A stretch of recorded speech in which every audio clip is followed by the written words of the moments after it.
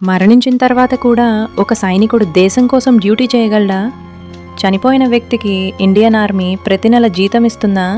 సెలవులు కూడా ఇస్తుందా? వినడానికి ఆశ్చర్యంగా ఉన్నా ఇది అక్షరాల నిజం.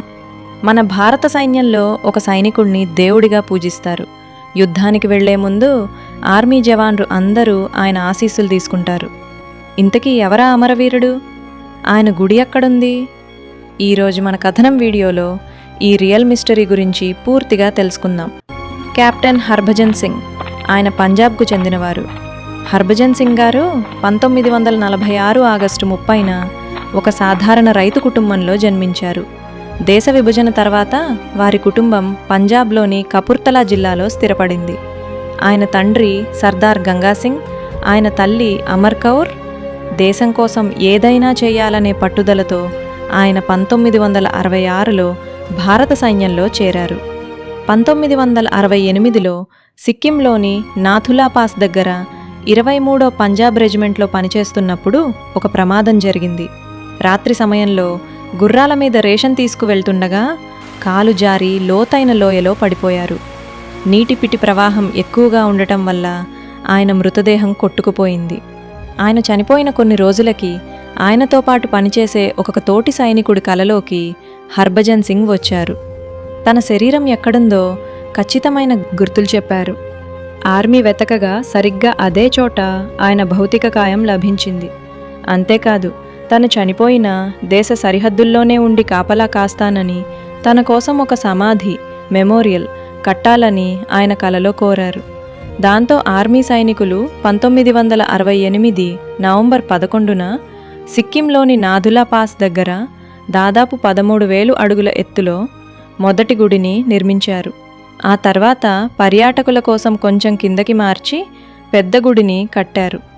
దీన్నే బాబా హర్భజన్ సింగ్ మందిర్ అని పిలుస్తారు. ఆర్మీ జవాన్ల నమ్మకం ప్రకారం బాబా హర్భజన్ సింగ్ ఇప్పటికీ చనిపోలేదు.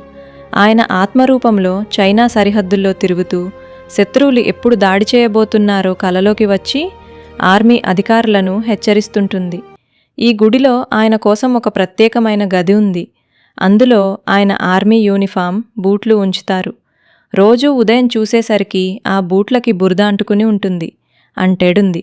అంటే రాత్రి ఆయన డ్యూటీకి వెళ్లారనని సైనికులు నమ్ముతారు. షీట్లు కూడా నలిగి ఉంటాయి.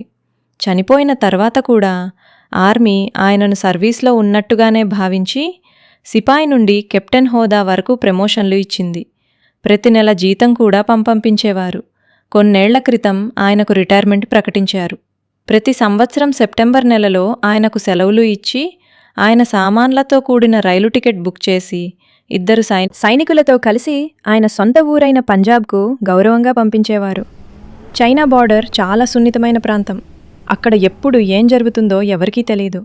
అందుకే ఆ ప్రాంతంలో డ్యూటీ చేసే జవాన్లు, ఆఫీసర్లు యుద్ధ వాతావరణం ఉన్నా లేదా ఏదైనా ముప్పు ఉన్నా ముందుగా బాబా హర్భజన్ సింగ్ గుడికి వెళ్లి నమస్కరించి ఆయన ఆశీస్సులు తీసుకున్న తర్వాతే ముందుకు వెళ్తారు. ఆయన తమను రక్షిస్తాడనేది సైనికుల ప్రగాఢ విశ్వాసం. విశేషమేంటంటే భారతీయులే కాదు, చైనా సైనికులు కూడా బాబా హర్భజన్ సింగ్ శక్తిని నమ్ముతారు. భారత్ చైనా ఫ్లాగ్ మీటింగ్లు జరిగినప్పుడు ఆయన కోసం ఒక ప్రత్యేకమైన కుర్చీని కూడా కేటాయిస్తారు. ప్లస్ మైనస్ అనే ఒక ప్రముఖ హిందీ షార్ట్ ఫిలిం ఈ బాబా హర్భజన్ సింగ్ గారి జీవితం ఆధారంగానే తీశారు. దీనికి ఉత్తమ షార్ట్ ఫిలింగా ఫిల్మ్ఫేర్ అవార్డు కూడా వచ్చింది.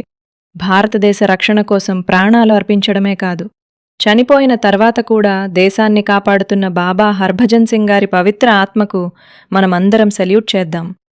ఈ నిజ జీవిత కథ మీకు నచ్చినట్లయితే వెంటనే మన కథనం ఛానల్ని లైక్ చేయండి, షేర్ చేయండి, సబ్స్క్రైబ్ చేసుకోండి.